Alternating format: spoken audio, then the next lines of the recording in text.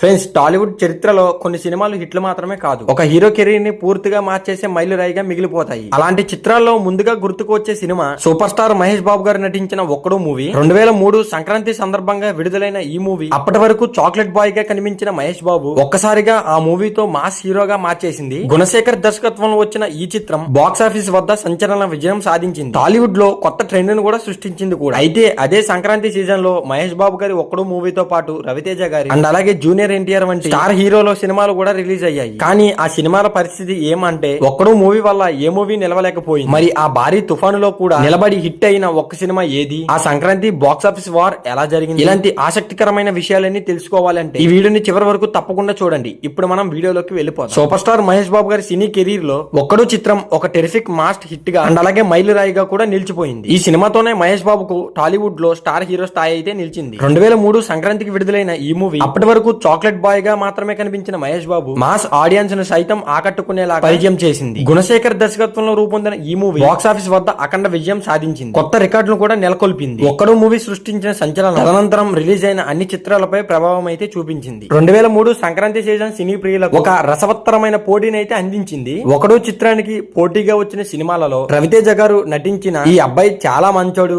ఇదొకటి. ఈ మూవీ జనవరి 14న విడుదల కాగా సరిగ్గా ఒక్క రోజు తరువాత జనవరి 15న మహేష్ బాబు గారి ఒక్కడు మూవీ రిలీజ్ అయింది. ఒక్కడు సినిమా జోరుతో రవితేజ గారి సినిమా బాక్స్ ఆఫీస్ వద్ద కనిపించకుండా పోయిందనే చెప్పాలి. ఈ అబ్బాయి చాలా మంచోడు చిత్రంలో రవితేజ సరసన సంగీత హీరోయిన్ గా నటించింది. మరోవైపు ప్రముఖ నిర్మాత కెఎస్ రామారావు తనయుడు వల్లభ హీరోగా నటించిన చిత్రం ఎవరే అతగాడు. ఈ చిత్రంలో ప్రియమణి గారు హీరోయిన్ గా నటించారు. ఒకడు చిత్రానికి సరిగ్గా 4 రోజుల ముందు ఈ మూవీ అయితే రిలీజ్ అయింది. ఈ చిత్రానికి యావరేజ్ టాక్ వచ్చినప్పటికీ ఒకడు ప్రభంజనం ముందు నిలబడలేకపోయింది. అదే విధంగా ఏఎం రత్న నిర్మాణంలో జూనియర్ ఎన్టీఆర్ నటించిన నాగా సినిమా కూడా ఈ పోటీలో నిలదొక్కుకోలేకపోయింది. ఈ సినిమా జనవరి 9న రిలీజ్ అయ్యి 5 రోజుల తరువాత జనవరి 15న ఒక్కడు మూవీ రిలీజ్ అయింది. దీంతో బాక్స్ ఆఫీస్ దగ్గర ఎన్టీఆర్ సినిమానే కాకుండా రవితేజ సినిమా కూడా ఒక్కడు ప్రభంజనం ముందు నిలబడలేకపోయాయి. అయితే ఈ ఒక్కడు తుఫాన్ తట్టుకొని నిలబడిన ఒకే ఒక్క సినిమా పెళ్ళాం ఊరెళితే. ఒక్కడు సినిమా విడుదలైన రోజే ఈ సినిమా కూడా రిలీజ్ అయింది. ఎస్వి కృష్ణారెడ్డి దర్శకత్వంలో రూపొందిన ఈ మూవీ ఫన్ ఎంటర్టైనర్ లో శ్రీకాంత్, వేణు ప్రధాన పాత్రలో నటించారు. ఈ చిత్రానికి సంగీత,